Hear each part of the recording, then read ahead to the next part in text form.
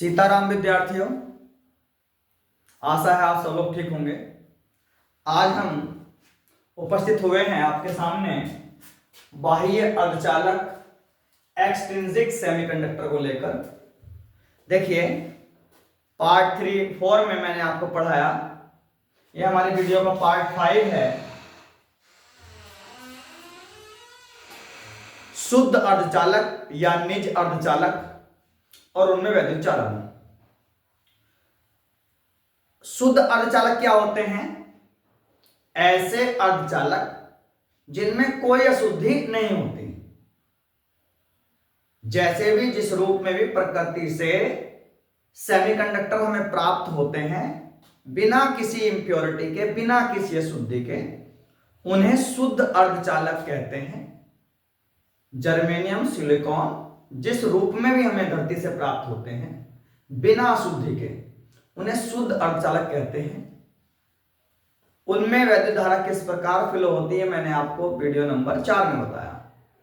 आज हम बात करेंगे बाह्य अर्धचालक एक्सेंट्रिक सेमीकंडक्टर। देखिए, जब अर्धचालक हमें धरती से मिलते हैं, अर्थ से जिस रूप में हमें प्राप्त होते हैं, उनमें यदि थोड़ी बहुत अशुद्धि है, यानी जर्मेनियम और सिलिकॉन जब हमें धरती से मिलते हैं तो इनमें अगर थोड़ी बहुत अशुद्धि है, यानी बिना मिलाए कोई शुद्धि है, तब इनकी चालकता बहुत कम होती है। कितनी कम होती है कि सिलिकॉन के 10 की पावर 14 परमाणुओं में केवल एक परमाणु आपका अशुद्धि का होता है, और जर्मेनियम के 10 की पावर 9 परमाणु में से एक परमाणु अशुद्धि मिली हुई होती है जब हमें धरती से मिलते हैं। अब क्या है, इस प्रकार तो इनकी चालकता बहुत कम हो गई। चालकता तो है पर बहुत कम है। अब इनकी चालकता बढ़ाने के लिए हम इनमें बाहर से अशुद्धि मिला देते हैं।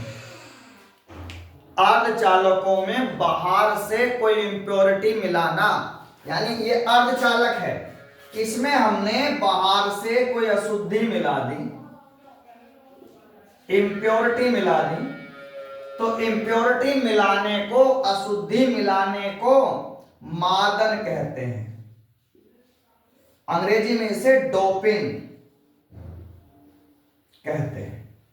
यानी अर्धचालक पदार्थों में बाहर से अशुद्धि मिलाने को मादन या डोपिंग और अपमिश्रण भी कहते हैं।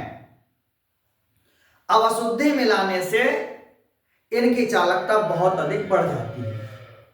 अब अशुद्धि मिलाने के बेस पर हम देखें तो अर्धचालक हमारे दो प्रकार के हो जाते हैं। बाह्य अर्धचालक क्या है? यानी जो अशुद्धि के साथ जो अर्धचालक हैं वो बाह्य अर्धचालक हैं। अब अशुद्धि के साथ ये दो प्रकार के हो जाएंगे। एक हो जाएंगे एन टाइप, एक हो जाएंगे पी टाइप। अब एन टाइप अर्धचालक क्या है, हम इस पर विशेष चर्चा करेंगे। एन टाइप अर्धचालक क्या होते हैं, ध्यान दीजिए।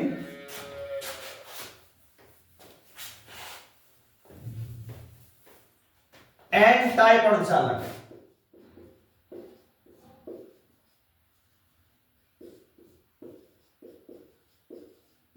देखिए, जब जर्मेनियम या सिलिकॉन में ऐसी अशुद्धि ऐड की जाती है जो कि पंच संयोजी होती है, जिसकी संयोजकता 5 होती है। अशुद्धि कैसी मिलाई हमने? पंच संयोजी, यानी 5 वैलेंसी वाली अशुद्धि मिलाई, तो हमारे जो बाह्य अर्धचालक थे वो क्या कहलाएंगे? एन टाइप अर्धचालक कहलाएंगे। अब ये 5 संयुक्त वाली अशुद्धि कौन सी है? ये हमारी हो सकती हैं आर्सेनिक, पहली अशुद्धि क्या है? आर्सेनिक। आर्सेनिक की संयुक्ता 5 होती है, AS। दूसरी अशुद्धि क्या है हमारी? एंटीमनी।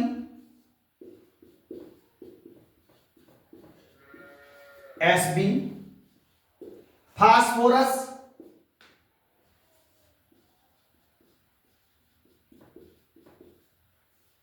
P।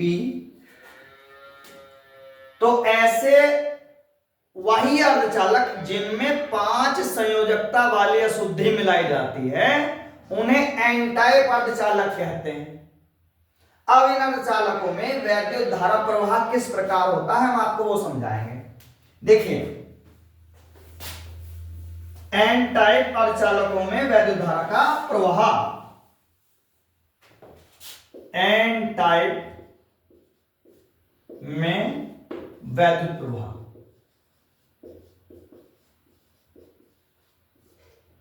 कैसे होता है? देखिए, हमने पंच संयोजी अशुद्धि को मिडिल में रख दिया, बीच में रख दिया। इसके चारों तरफ हमारे पास 4 संयोजकता वाले परमाणु हैं, यानी जर्मेनियम या सिलिकॉन है। तो 5 संयोजकता वाले परमाणु के 4 इलेक्ट्रॉन तो आसपास के चतुर्संयोजित जर्मेनियम या सिलिकॉन से सह संयोजक बंध बना लेंगे। अब इसमें तो 5 इलेक्ट्रॉन है ना, एक इलेक्ट्रॉन हमारा बंध नहीं बना पाएगा। एन टाइप में क्या होता है? एन टाइप अर्धचालकों में जो पंच संयोजी अशुद्धि हमने मिलाई, किसमें? जर्मेनियम या सिलिकॉन में, जो कि 4 संयुक्ता वाली होती है। तो अशुद्धि के 5 इलेक्ट्रॉनों में से 4 इलेक्ट्रॉन आसपास के जर्मेनियम या सिलिकॉन से सह संयोजक बंध बना लेंगे। 5वां इलेक्ट्रॉन हमारा फ्री रह जाएगा। यह मुक्त इलेक्ट्रॉन या फ्री इलेक्ट्रॉन कहलाता है।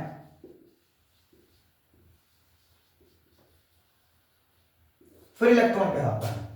इन फ्री इलेक्ट्रॉनों के कारण एन टाइप अर्धचालकों में वैद्युत धारा का प्रवाह होता है। अब अशुद्धि मिलाते कितनी है? अगर हमने ये अशुद्धि मिलाई, एंटीमनी, आर्सेनिक या फास्फोरस मिला, कितना मिलाया? अगर हमारे जर्मेनियम के 10 की घात 8 एटम परमाणु हैं, तो इसमें से केवल एक परमाणु अशुद्धि मिलाएंगे, एक परमाणु अशुद्धि मिलाई जाएगी, तो इनकी चालकता बहुत अधिक, यानी लगभग 12 गुना बढ़ जाती है।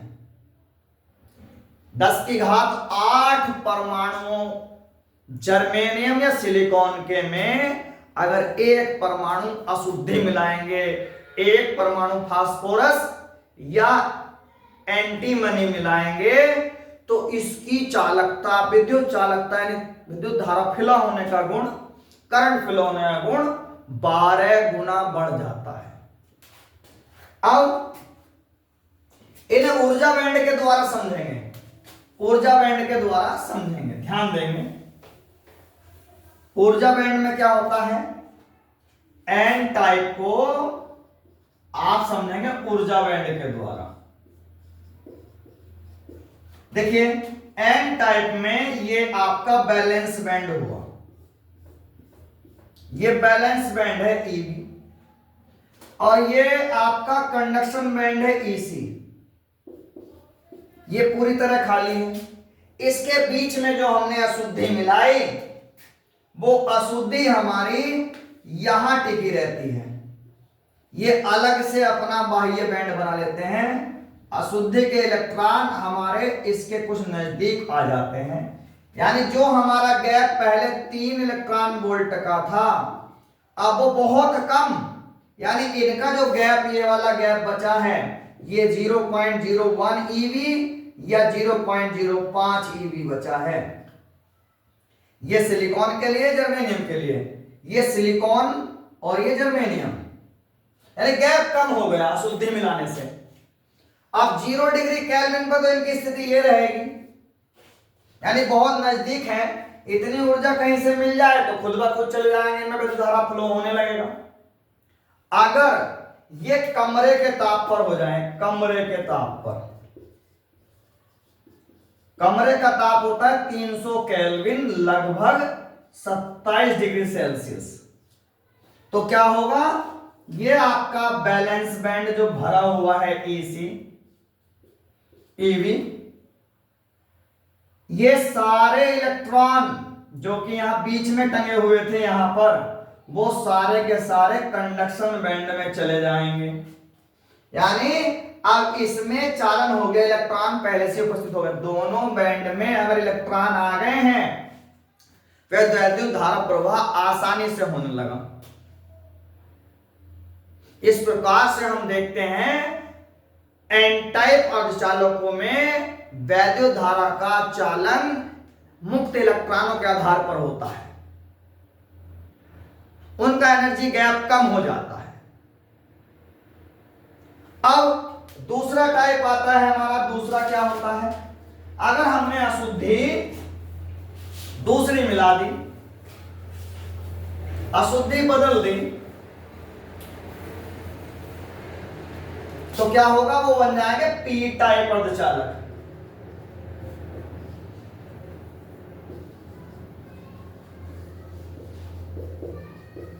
देखिए, अगर जर्मेनियम या सिलिकॉन में हमने कोई त्रिसंयोजी अशुद्धि जो मिलाई, इसमें अशुद्धि जो ऐड किया, अगर हमने बच्चों अशुद्धि त्रिसंयोजी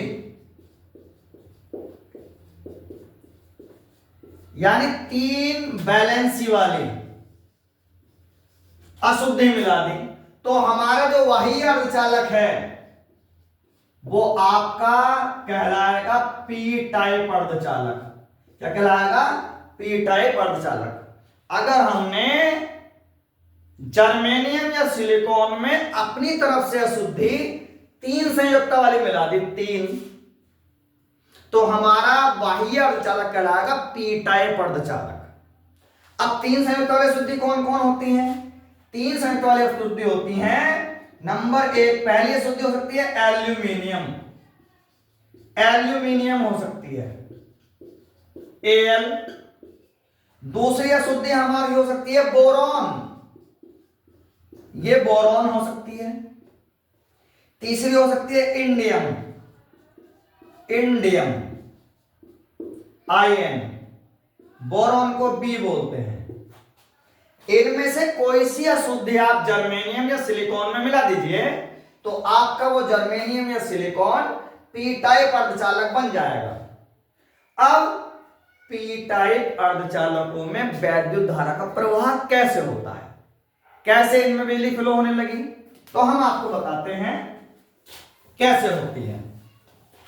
यानी पी टाइप अर्धचालकों में वैद्युत धारा का प्रवाह, देखिए पी टाइप अर्धचालकों में अशुद्धि मिलाई जाती है 3 संयुक्ता वाली, और इनके चारों तरफ परमाणु होते हैं 4 संयुक्ता वाले, यानी चारों तरफ जर्मेनियम या सिलिकॉन जिनकी संख्या 4 होती है, ऐसे होते हैं।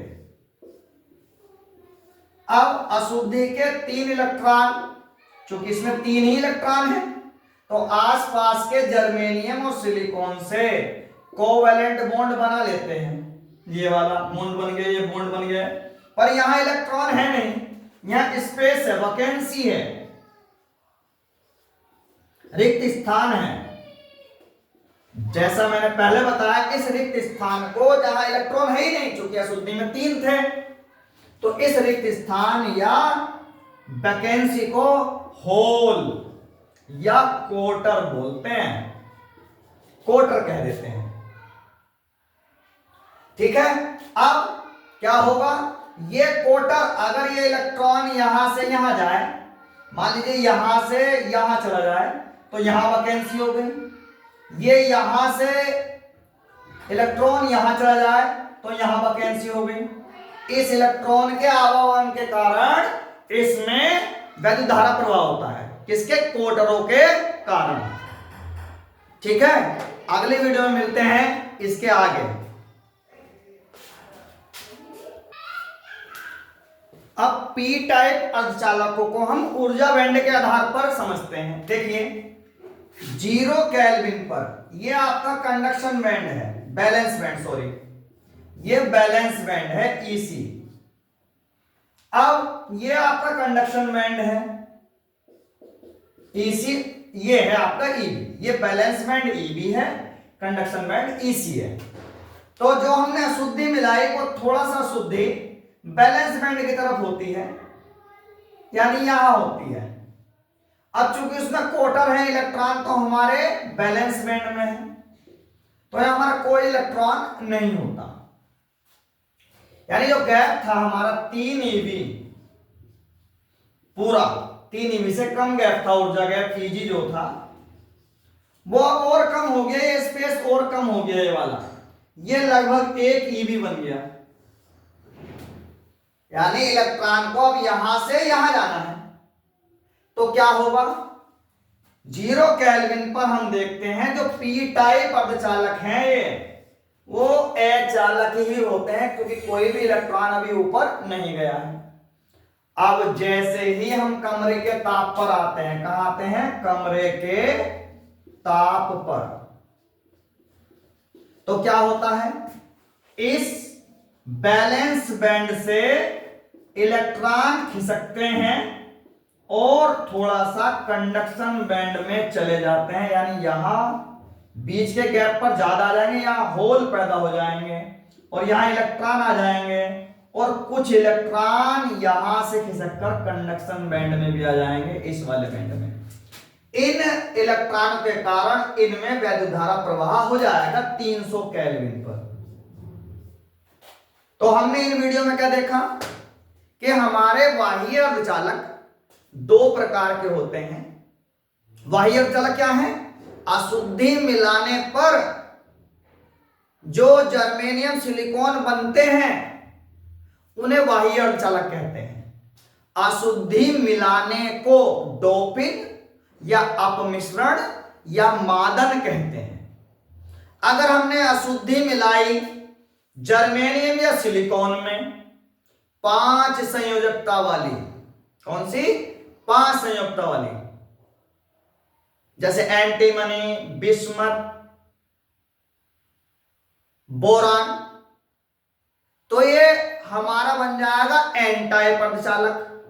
अगर हमने अर्धचालक में अशुद्धि मिलाई 3 संयोजकता वाली, 3 वैलेंसी वाली, तो हमारा जर्मेनियम सिलिकॉन अशुद्धि के साथ जो बनेगा वो पी टाइप अर्धचालक है। एन टाइप अर्धचालकों में वैद्युत चालन इलेक्ट्रॉनों के कारण होता है और पी टाइप अर्धचालकों में वैद्युत चालन क्वार्टरों के कारण होता है। देखिए क्वार्टरों की संख्या इलेक्ट्रॉन की तुलना में कम होती है, इसलिए हमारा जो अधिक वैद्युत चालन होता है वो एन टाइप अर्धचालकों में ज्यादा होता है। कल हम पढ़ेंगे पीएन संधि डायोड। देखिए हमने आपकी अच्छी शिक्षा के उद्देश्य से यह वीडियो बनाना शुरू किया है, जिसमें सभी प्रकार के विद्यार्थियों को लाभ होगा, हिंदी मीडियम, इंग्लिश मीडियम। और मैं दावे के साथ कह सकता हूं आपको फिजिक्स में किसी प्रकार की समस्या नहीं आने दूंगा। आप लगातार इस चैनल को देखते रहिए और अधिक से अधिक लाइक और शेयर करिए, अधिक से अधिक सब्सक्राइब करिए, जिससे हमारा मनोबल बढ़े और हम आपके लिए और मेहनत के साथ खड़े हो जाएं। धन्यवाद। आपका दिन शुभ हो। ईश्वर आपको तरक्की और नेकी से नमाजता रहे, आपको तरक्की देता रहे। धन्यवाद। नमस्कार।